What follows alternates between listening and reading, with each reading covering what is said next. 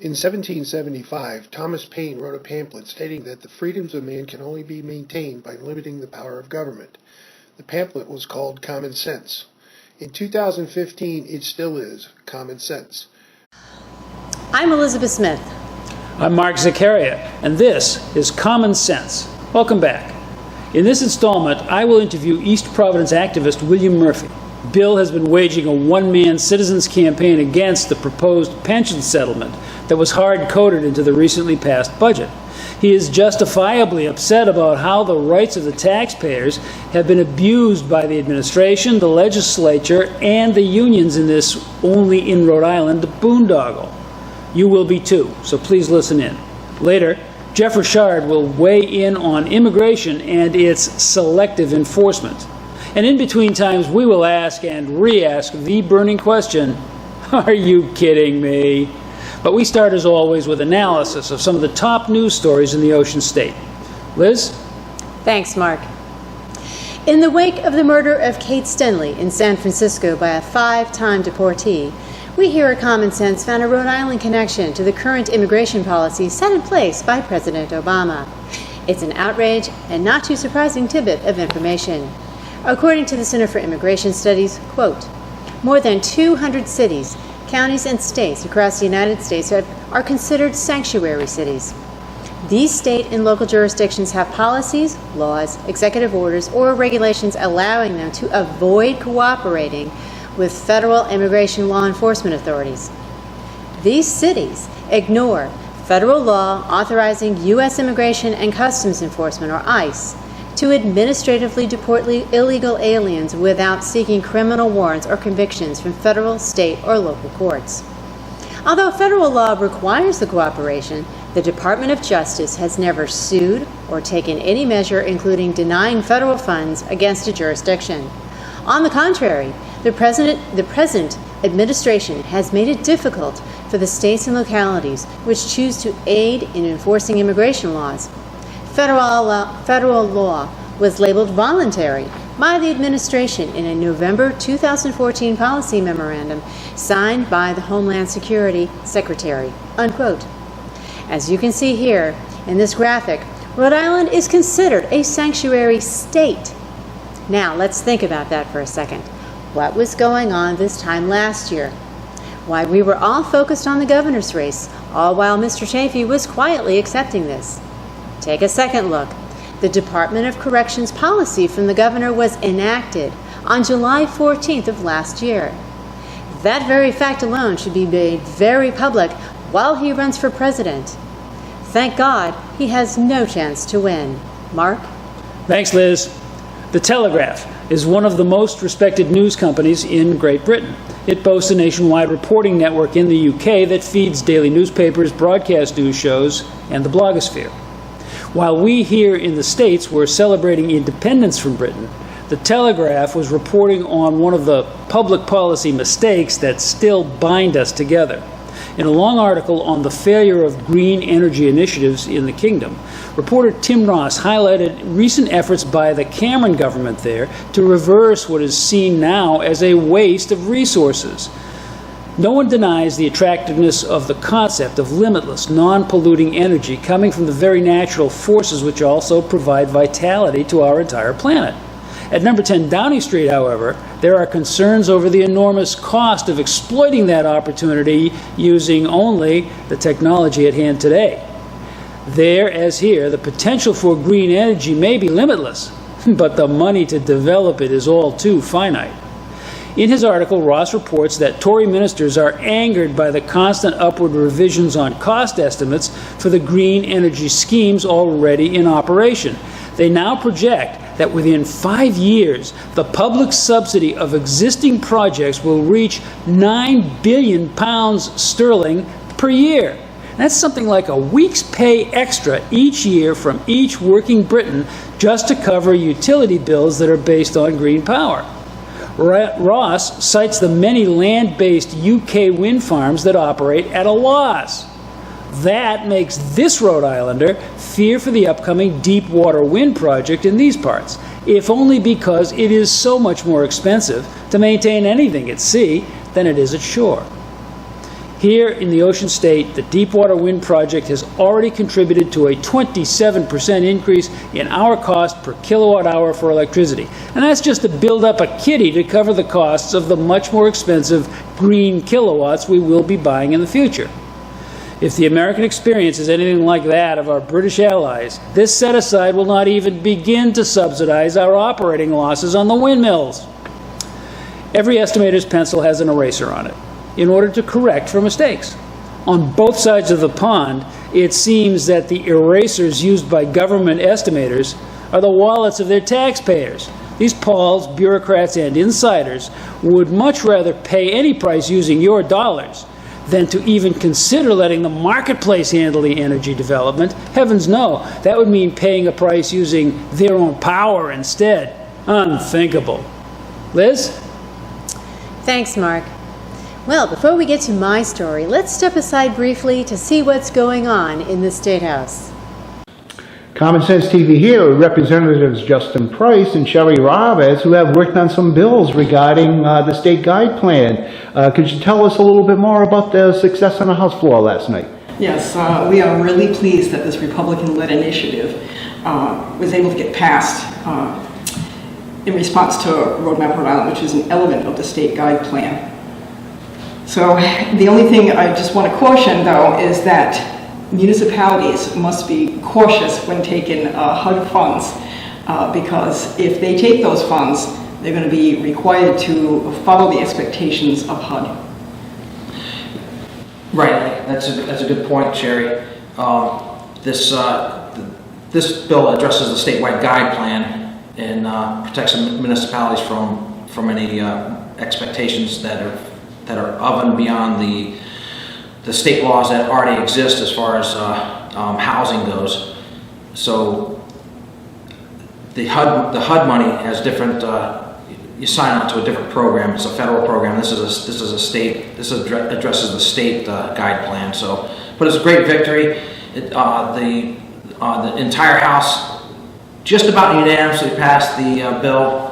So it shows that the House representatives are looking out for the best interest for the towns and cities, which is the citizens of the state of Rhode Island. So yeah, it's a great victory, and looking forward to see if it passes the Senate, which we hope it does, and see if the governor signs it, see if they feel the same way.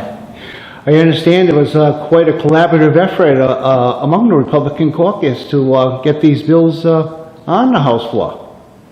It surely was, yes. Everybody worked hard. They all did. Even the Democrats, though, I don't think I know anybody who agrees with this plan. So that was great that they were willing to, see the problem with this and help us to get this passed. Yeah. And all the co-sponsors from the Republican side, Richard Fleury, our legal counsel, our entire staff here really worked hard, and it really shows but it also, what I really like to say again is that the House of Representatives passed this thing, so it shows that it's really a concern to the state of Rhode Island, and it looks like it's going to be a good bill. Well, congratulations on your success. I'm sure we're looking forward to more successes on the next legislative session. Thank you. Well, thank you, Roland. They say politics are local. A North Smithfield man who fought town hall won a seat on the town council Tuesday. Tony Soley volunteered on the town's Parks and Recreation Committee. He was asked to resign last February after he questioned his car tax bill on Facebook. He asked, "Can someone explain to me how my motor vehicle tax for the town of North Smithfield increased this year? My wife's 2008 Jetta increased in value per the town." The post hit a nerve, with dozens of comments from other North Smithfield taxpayers. "I asked a simple question," Soley said. "Could someone please tell me how the town of North Smithfield is assessing me $3,000 higher than the previous year?" Soley refused to step down and ran for town council after neighbors told him they also had car tax concerns. According to Soley, he won the election by about 100 votes. The Board of Canvassers confirmed his victory. Proof positive that while cars depreciate, the citizens of North Smithfield can appreciate the common sense of one of their own. Mark? Thank you, Liz. Before we move on to the first part of our in-depth interview with Bill Murphy, we have a question we'd like to pose to you. Are you kidding me?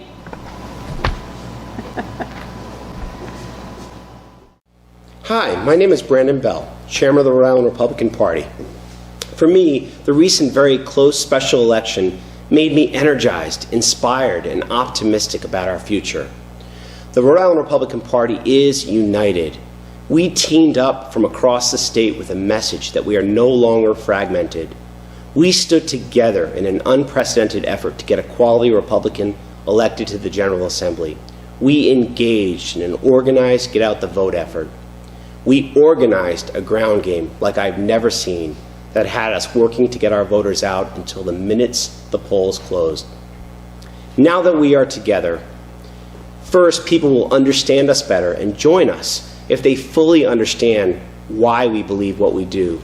Second, people will vote for us if we can define why we do what we do. And lastly, people will respond and want to be a part of what we believe if we define ourselves and not let others define us. What we do simply serves as the proof of what we believe. Spread the message that there is only one option for those who seek balance, responsibility, honesty, and civility in the state of Rhode Island. Step up and join the fight. You can find us on Facebook at Rhode Island Republican Party or email me directly at bbell@rigop.org. Thank you, and God bless.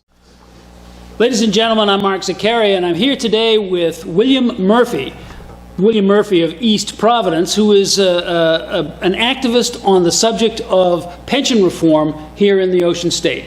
And Bill has come to us with great expertise and will give us some good insights as to what's really going on with pension reform. Bill, welcome to Common Sense. Thank you, Mark.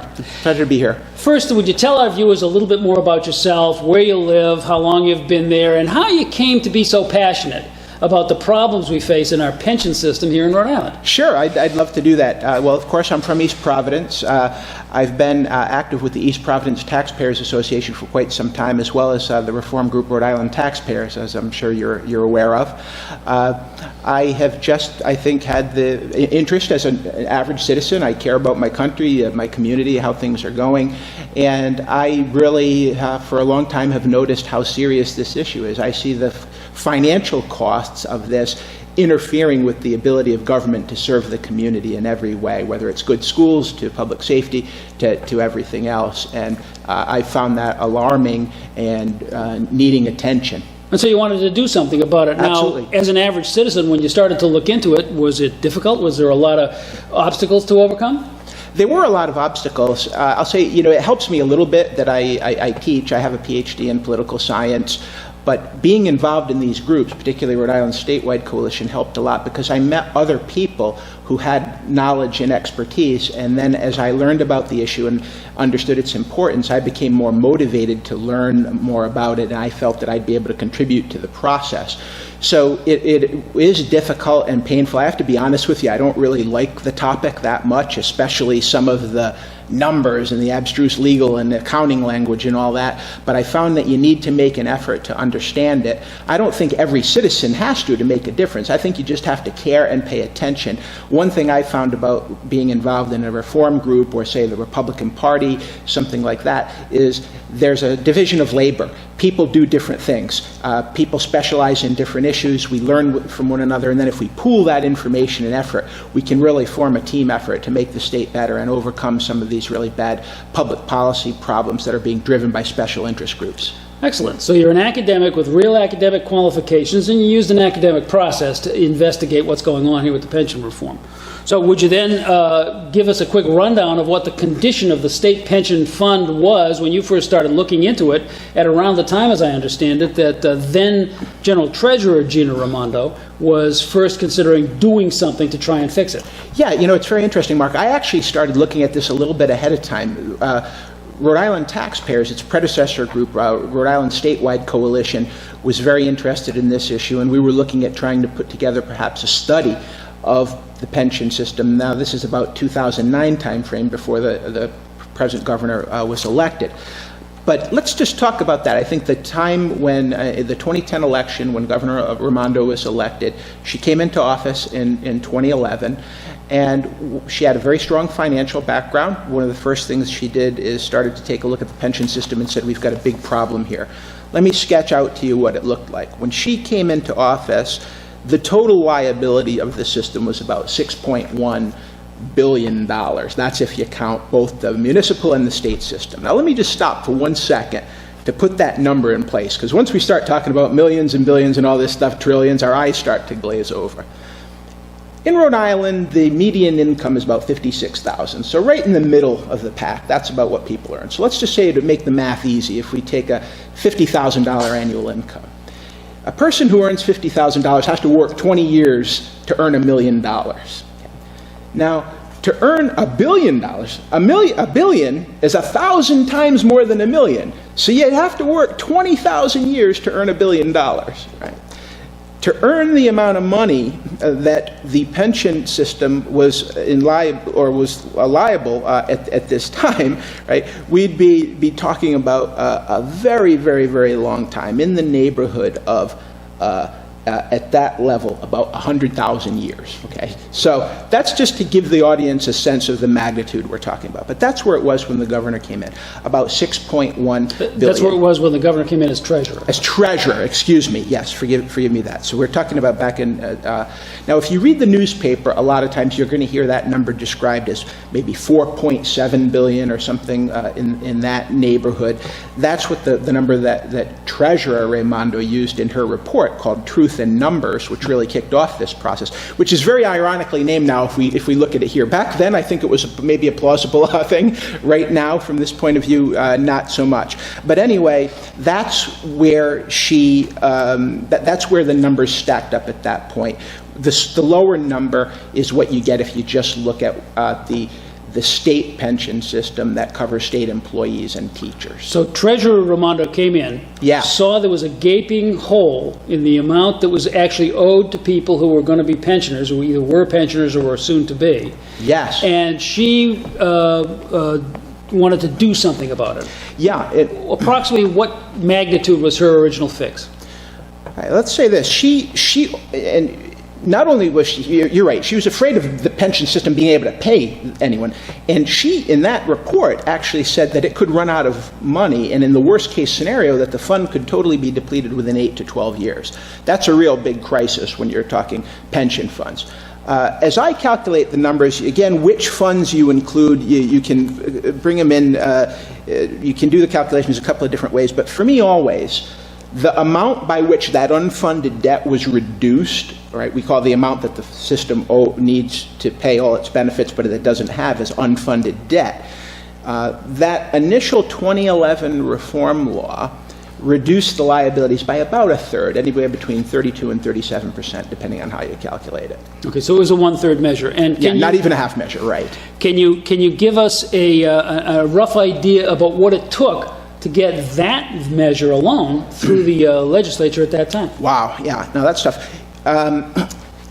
It was an extraordinary accomplishment because the issue is very complicated.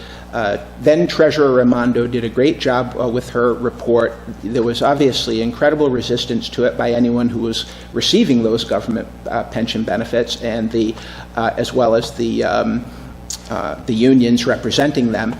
There was a study commission that was established to look at the recommendations that she made in her report.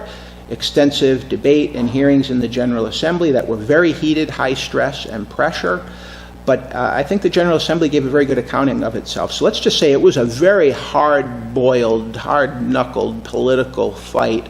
But the General Assembly, I think they felt like they didn't, and they did not have any choice. And Treasurer Raimondo made a really compelling argument that they didn't. I mean, she basically showed them, look, this is going to be going bankrupt. And if you think you're worried about fixing the system now, how are you going to feel in 8, 12, or 15 years telling people there's no checks at all going out? So in the closed system of the legislature, the General Treasurer came in with her financial background acknowledged, laid out this truth in numbers report that seemed very, very complex and in-depth. Yes. And she sold it. I'll say, she sure did. She basically convinced all of the people in the General Assembly that they needed to go along with this, or else the worst case would happen, and in 8 to 10 years, we'd be out of money for our pensioners. Yeah, that was a worst case scenario, but she did raise it in the report. And she acknowledged it was unlikely, but she said, but that's in the neighborhood we're in. If you're talking worst case, like being totally out of money. So then in that case, what she did was, within those hallowed halls alone, quite a heavy political lift. And in just a minute when we come back from a break, we'll talk about what happened next once the greater community of Rhode Island got involved in this. And of course, that makes the job that you've done even more difficult, but even more important to us. Ladies and gentlemen, we'll be right back. Do you think the members of the Rhode Island House should employ consistency in the regulatory system they impose on us? Apparently they don't think so. Are you kidding me? Every 5 years, when your driver's license expires, its renewal is automatic so long as you pay the fee and have not disqualified yourself somehow from driving. After every routine property value reassessment, the occupancy permit on your home is renewed automatically, assuming your property taxes are paid up and the structure still meets code.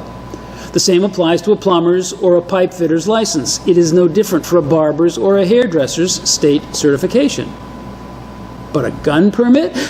Ooh, we don't really like to think of gun permits in the same way we think of less inflammatory authorizations.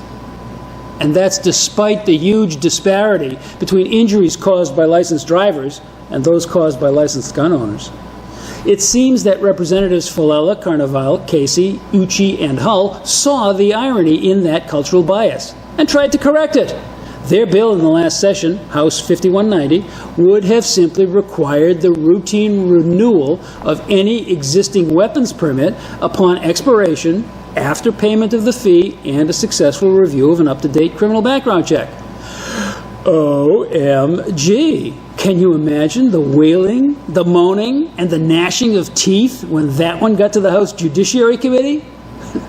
You certainly can't imagine what happened there. Held for further study. Or, to put it in more contemporary parlance, bye-bye. That would be bye-bye common sense. Are you kidding me? Ladies and gentlemen, thanks for coming back with us. We're with Bill Murphy today, and we're talking about the pension settlement and the pension difficulties that the state of Rhode Island faces. Bill, in our opening segment, you talked a lot about how then General Treasurer Raimondo came to her office, noticed the problem, and really, frankly, got the General Assembly to do something about it. That's sort of where the fun begins. Can you tell us a little bit more about what happened next once it got out of the closed system of the legislature? Sure. This was in November 2011, after all of the governor's, Treasurer Raimondo's work was done, presents it, it's approved. The unions obviously were extremely opposed to this. The legislation was to take effect in July of 2012, so just about 7 months later. In June, they filed a lawsuit in court to try to block it, claiming that the law was unconstitutional because it violated a contract right. They said they had a contractual right to their pension benefits, and the state had no authority to basically to change that or break that contract, if you will. The lawsuit got going. The judge in the case was asked at the beginning to dismiss the case by the state. She declined to do that and made an initial finding that actually the state pension benefits are contracts, or what she called implied contracts, which is a judgment I personally disagree with strongly and do not think is sound in any way at all. But then after that, it kicked off a negotiation process. But you look like you have a yeah, I was just going to say, let's be a little bit more explicit about that for our viewers. The original complaint on the part of the unions, yes, obviously at the reduction to their rank and file, it was going to come as you tried to fix this pension problem. Yeah, was that the legislature had enacted a law which was in itself unconstitutional. That's right. That's what they asserted about the 2011 pension law. Now, where does the whole idea of a pension for state workers come from in the first place?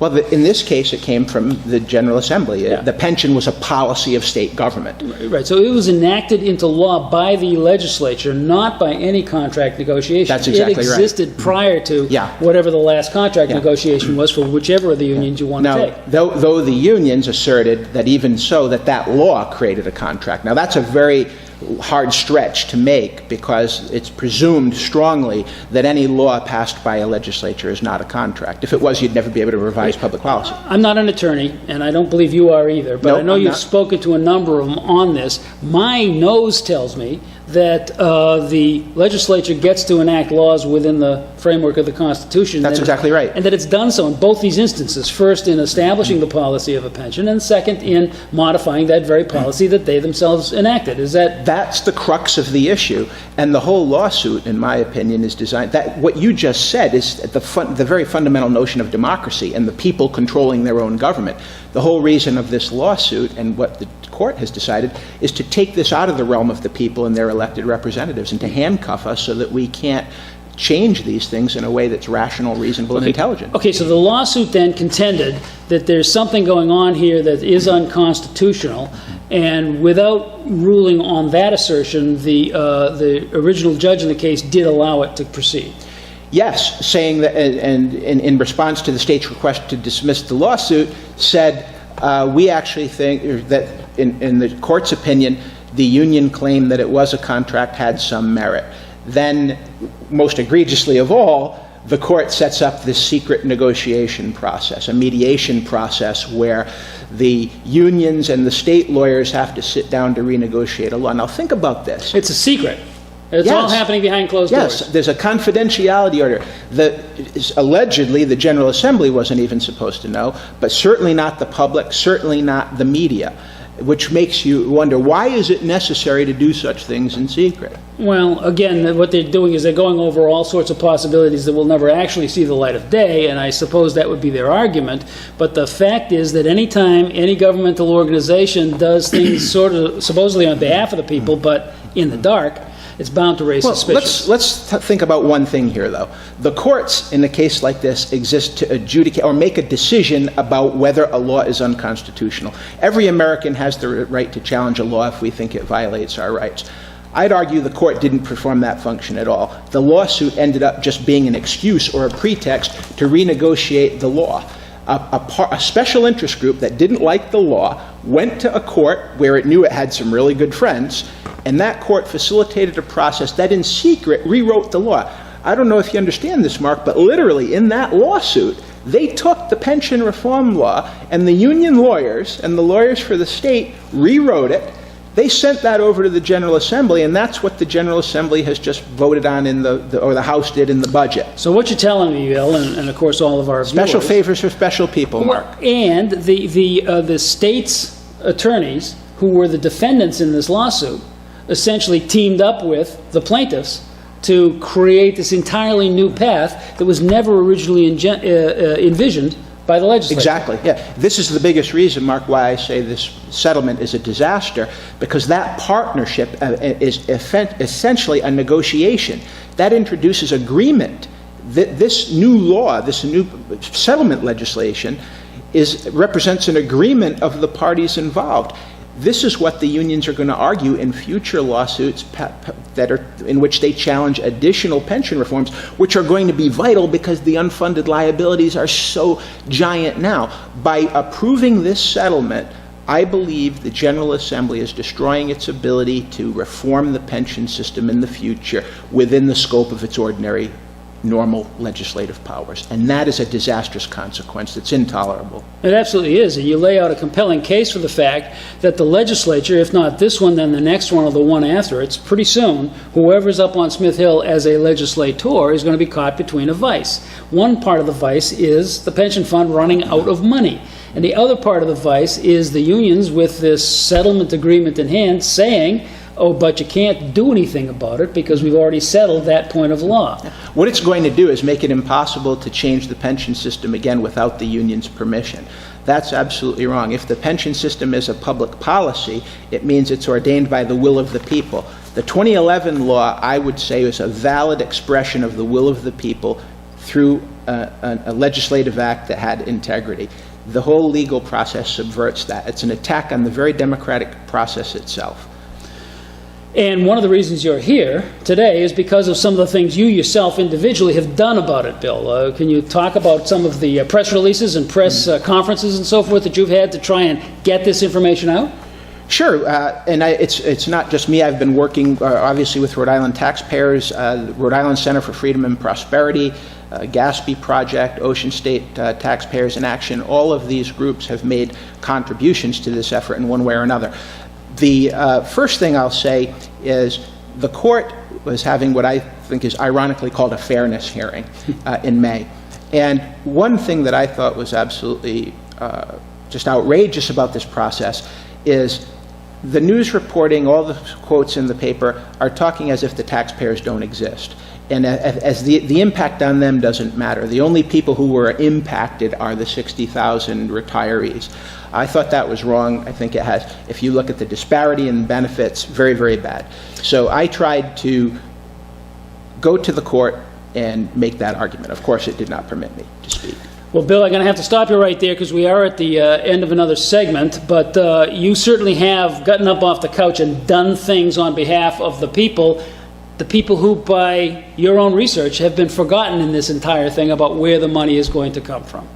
Ladies and gentlemen, we'll be back with another segment with Bill Murphy and talk more about the pension reforms that are necessary and the pension settlement as it stands in just a moment. You're watching Common Sense.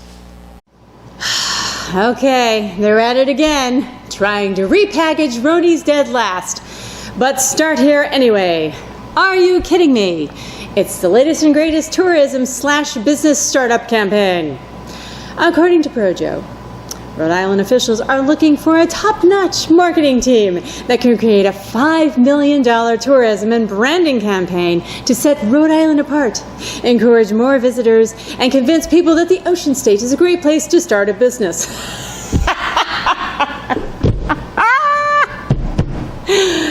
Oh, God.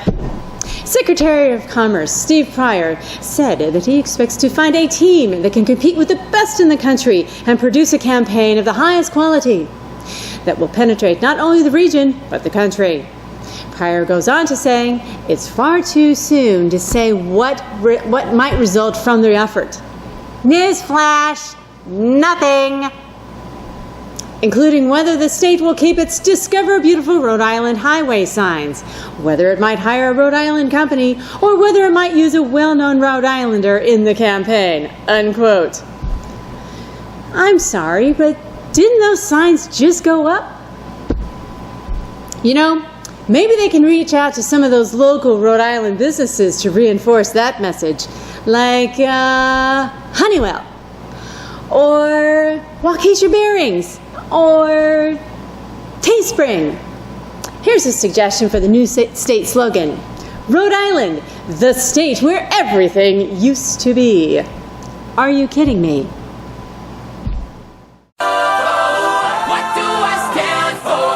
What do I stand for? Most nights I don't know anymore.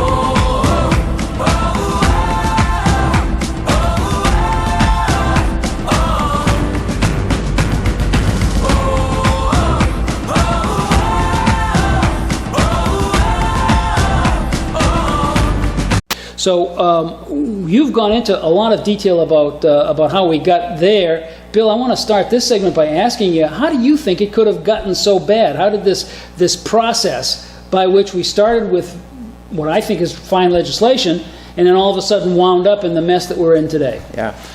You know, a lot of it we can only speculate, Mark, but I just got to tell you that a lot of it just has to do with the integrity of government and the processes. For me, you know, we talked about the secrecy in the Superior Court case. I think that was just absolutely wrong. It seems to me that the only people who benefited from that were elected officials, union leaders, and maybe the court itself. I really feel when this case was brought to the court, it put the judge in the hot seat. Judge is a beneficiary, a member of the pension system, really inside the political establishment, the political establishment that's been pretty good to you. Now you're going to have to be the one who's going to say, oh, well, the party's over.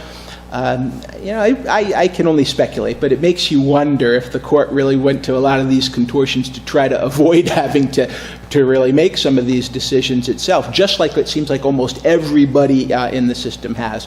So for whatever reason, it seems to me, though, the court process was wrong. The courts in a case like this that asserts unconstitutionality, their job is to judge whether or not the law is unconstitutional or not. That never happened here. That makes a triviality of the Constitution. It created an alternative lawmaking process where a special interest group got a special favors to renegotiate a law in secret. Once it got what it wanted, it presented that, it reported that out. So I think the first part of the dysfunction is breakdown in the rule of law, not using the courts what they're designed for, not treating every citizen, whether they're a member of a union or any other group, the same equally under the law. That's your first big flaw.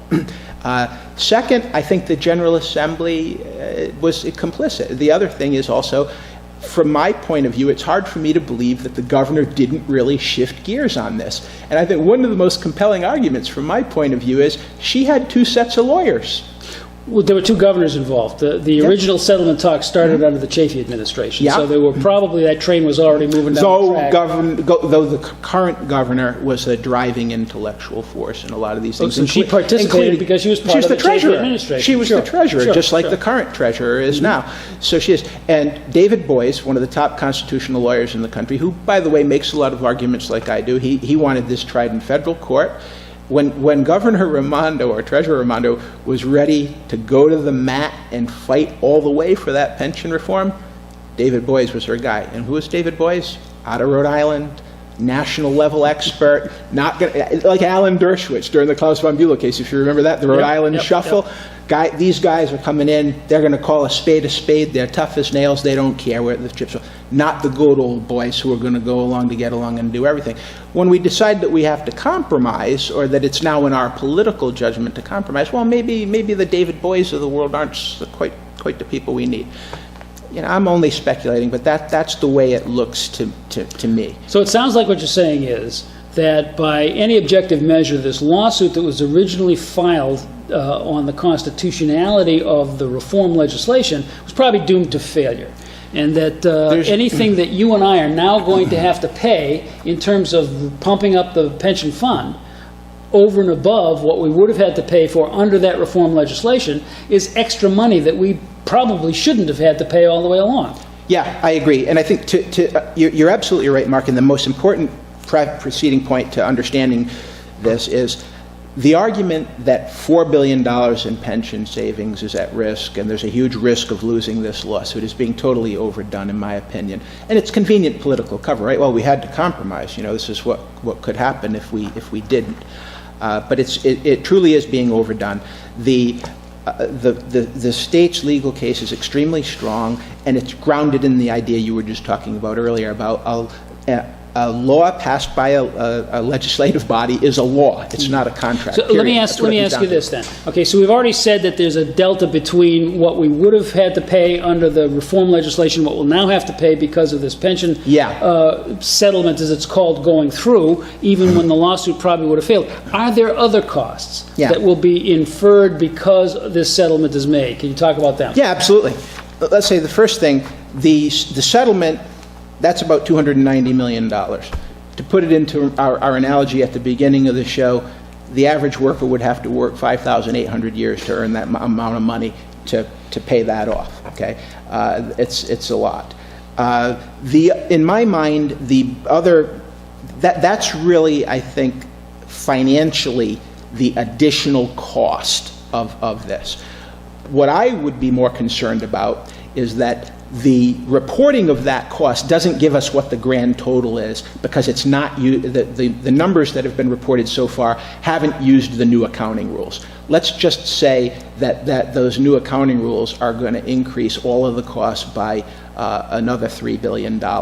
So on a strict financial level, I think that's accurate, that it's going to go up $290 million. So there are new accounting rules that are in place in the beginning of this, in the middle of this process someplace, and those new rules... This current year, yes. This current year. And these new rules were not used because this negotiation started prior to this current year. And now all of a sudden, if we apply the new stricter regulations that are going to be used for government accounting, all of a sudden that number is going to go from 50,000 years of work to 60 or 70,000, or twice that. Well, it'd be actually probably a lot more than that. I'd probably have to say you'll be adding an extra 60,000 years of work to pay that off. Okay, that average $50,000 a year wage earner. Okay, so on top of everything else, the actual indemnity that we face with our pensioners is now about to double because we're using a brighter light to shine on the numbers that we look at in government accounting. Yeah, that's a good way to put it. And I want to be careful about saying the exact number, but in that neighborhood, it's not only because of the accounting rule. The other thing you've got to remember is the investment fund for the state pensions underperformed by about $327 million this year, below expectation. So that, the way they count the numbers, that adds to the debt. On top of that, the system is projected to pay out $385 million more than it received in payroll contributions. So when you roll all those numbers together, you're pushing an extra $4 billion in unfunded liability. My gripe is, I believe those numbers should have been disclosed. I've got a couple of pages here from the PowerPoint presentation that was used to brief senators and also the House and Senate Finance Committee, and it quotes the numbers based on the old system. And in my view, there at least should be in the footnotes that if we restate this using the currently applicable accounting standard, these numbers are going to be a lot higher. I think that was a little bit of a stretch. Okay, so with all of this, with the lawsuit and the maybe needless but agreed to negotiations for a settlement of the lawsuit, with the new accounting systems that are now in place for government, we suddenly have a huge problem, and in just a few seconds, I'd like to have you give me a short answer on what does this mean for the future of our state government being able to solve this problem? Well, I think it encumbers it. It puts a big handcuffs on the state, particularly the legislature. They're not going to be able, in my opinion, just pass another pension reform law and have that be the end of the story and have clean hands in court and have it prevail. Well, in our next segment, we'll talk a little bit more in detail about those actual encumbrances. And right now, this is Mark Zaccaria for Common Sense. Please stay tuned. We have one more segment with Bill Murphy. Thank you. Senator Whitehouse emailed everyone in Rhode Island to let us know that getting the economy back on track is his top priority. Are you kidding me? It was not too long ago that Senator Whitehouse made a speech on the floor of the Senate where he said that combating climate change was his top priority. A couple of years back, he was very vocal about passing and then implementing the Affordable Care Act. In those days, that was his top priority. It's the same Senator Whitehouse each time, so what makes his priorities shift so wildly? Poll numbers, probably. He might even get away with selling us the idea that fighting Ebola in Africa really was his top priority, if we thought for a minute that he actually knew anything at all about infectious disease control. But this latest #1 hit, getting the economy back on track, that's an absolute laugh. Senator Whitehouse has never had to make a payroll in the private sector. He has never had to do battle with the Rhode Island Division of Taxation to report his inventories for property tax assessment, or even just to file his annual corporate report. The senator has never managed an enterprise that depended on profit for its continued existence. So he's never really felt the bite of ever more detailed regulations and ever expanding fee and reporting measures. He hasn't been in a position to see all that, taking the momentum out of his business by sapping it of cash while forcing the use of limited administrative capacity on non-productive paperwork. Mr. Whitehouse thinks that government creates jobs by sprinkling some of that expropriated swag on highway projects or bridge repair. He doesn't realize that if government got its hands out of people's pockets just a little bit more, that excess cash would be employed in the economy by folks who were intimately interested in seeing it grow, its owners. So, when Senator Whitehouse sends me an email trying to puff up his credentials as a friend of the entrepreneur, there is only one thing I can say in reply. Are you kidding me? Ladies and gentlemen, welcome back. This is Common Sense, and we are now entering our last segment of an in-depth interview with Bill Murphy on the subject of Rhode Island's failing pension system and some of the problems that we are going to face to reform it. We're going to try and look ahead in this final segment. Bill, at the top of the broadcast, you told us about, you gave us a snapshot of what the then Treasurer Raimondo saw when she first came into office in 2011. We then went through a litany of some of the pluses and minuses that went forward, and the excellent political act of getting something on the table for reform, and how that was immediately interdicted by the good old boy network, is the only way that I can put it. I know that Mike Riley, who is with the Center for Freedom and Prosperity and is a hedge fund manager himself, has done the analysis, and according to his numbers, as I understand it, the actual principal in the Rhode Island State Pension Fund has decreased in the last 12 months fiscally. That's a number that I get from Mike, and we can check that. But the point is, they were projecting a 7% increase. They got a low to perhaps even negative actual growth, and that's principle that is now not going to be there for the next compounding cycle. Yeah. So what we have here is a real problem, and we have to do something about it. Now let's start and talk about that solution in two different ways. One, let's talk about what the average individual citizen can do, and then maybe what that citizen can demand of his or her government that they do.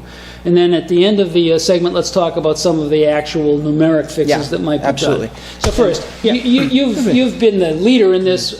You've done more than any other individual, in my opinion, to bring this out. What can other people do, having heard what you've done and wanted to follow?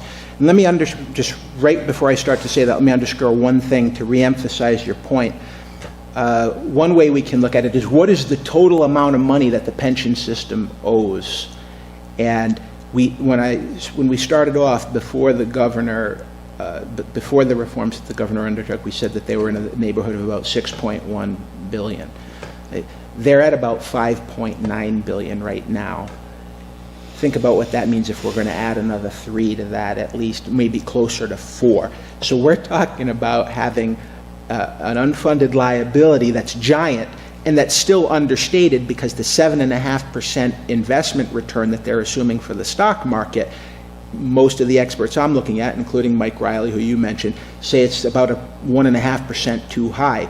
Some of the studies are saying if you adjust that down, it's going to boost that liability up maybe 30 or 40% even more. So we're talking about a huge number. If I were a state worker who were in 20s, 30s, or 40s, I would be petrified by this settlement. What can citizens do? That's what you asked me. Please. First and most importantly, we have to stand up and get involved. We cannot sit back and expect government to take care of itself and be good and do the right thing for us. I would say the most important thing is join one of the groups. We don't have enough people, we don't have enough money, it's very difficult for us to execute resistance to these types of things that are very harmful to taxpayers' interests. I would say go to ritaxpayers.com, join, get involved, volunteer. This is essential. Support other groups that are doing advocacy, like the Gaspee Project, which is gaspyproject.com, Ocean State Taxpayers in Action, OSTPA1.com. These groups need it. There are some great think tanks, the Center for Freedom and Prosperity, Watchdog Rhode Island, being run by Ken Block. They're doing great work on this and related issues and need help. And I would also say the Rhode Island Republican Party. I testified at the legislative hearings. They were the ones who were asking the critical questions, not just on this issue, but on others that I've been to. If you're not a Republican, don't worry about it. I'd say basic balance of power.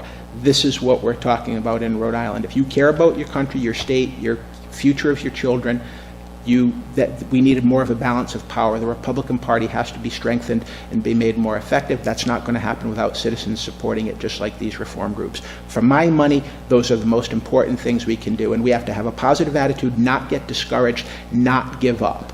That is what is vital more than anything else. We have to be part of the problem, not part of the solution, not part of the problem. Don't criticize people. Volunteer organizations are disorganized. They've got a lot of flaws. They need help. This is a huge amount. Our future is at stake. Not just ours, but really young people who haven't had a chance to defend themselves yet in the political system. And you make a great point, and I'll re-emphasize it, that it is not hopeless. If it was hopeless, we should all just pick up stakes and move to South Carolina. But in fact, we can fix this if, in fact, we get up off the chair and do so. Now let's talk about some of the specific things that could do, because any change to the status quo for the insiders in the supermajority is going to be painful. Yeah, absolutely. And what kind of pain can we expect? What could we expect to happen, in your opinion, if we were going to go from where we stand today to solvency?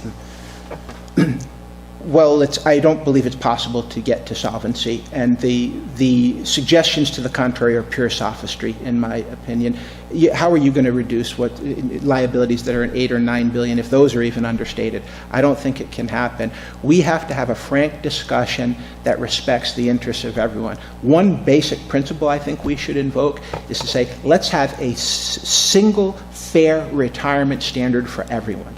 Not just a private sector worker who does the same work, doesn't get anything compared to a government sector worker who has tremendous benefits. We have to think creatively about all options. But the first is to be honest about the numbers.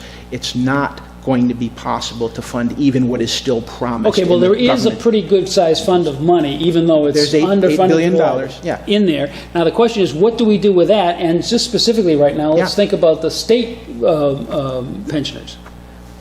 Sure. Well, with the statement, well, I'm not quite sure, but I would say the bottom line is I think we have to think along the lines of transitioning the system so that the government workers and retirees control that money themselves, so that they know what's going on with it, or that they can really have it managed by somebody who's truly accountable to them. That is not working right now. I don't believe they're getting the straight scoop. I don't believe that the union members had any better chance at understanding of what was going on or influencing the process than we regular taxpayers did. This was all about the union leaders and the politicians doing what they needed to do for their own political convenience to get themselves off the hook about the big fishtails that they had told us before. Bottom line is, I think you should look at some type of a system where you transition the whole thing to 401k and the money is distributed to the workers and retirees so that they have direct ownership and control of it. That's going to sound radical. The government workers and retirees are not going to like that, and I'm not suggesting to leave them purely at the fortune of the markets. You could have some sort of a system where you do this and have an insurance or an annuity feature built into it as well. So that when the market is down, if you're a 70-year-old retiree, when the market crashes, you're not totally wiped out by that. Whereas if you're at the top of the market, you're lucky enough when you're 70, you're at the top of the market. There are ways that stuff can be taken out. But I believe in the long run, and I hope to begin working with some of the union groups to raise this idea of justice for all workers, especially those. This is more imperative to me because those government workers are putting higher contributions into this system now. That's not fair because all it's doing now is it's delaying the day of reckoning for the politicians. I don't think it's fair for me to put 11% of my pay into a fund that's not going to be there in 30 years, or we're going to go through this thing in 30 years and I'm going to get a 20% haircut on my retirement benefit. Bill, I have to stop you right there. Thank you so much for all the work you've done on behalf of everybody in Rhode Island. Well, thank you for doing this. For coming out today. What we have said, folks, is that our pension system in Rhode Island is irreparably broken and it has to start going to a 401k system or something like it where people take care of their own money, because the people that have been taking care of their own money the people who have been taking care of the money for them haven't done that good a job of it. I have to wrap it up there. Thank you for watching Common Sense, and please tune in again next time as we go in depth on the problems facing Rhode Island. Thank you.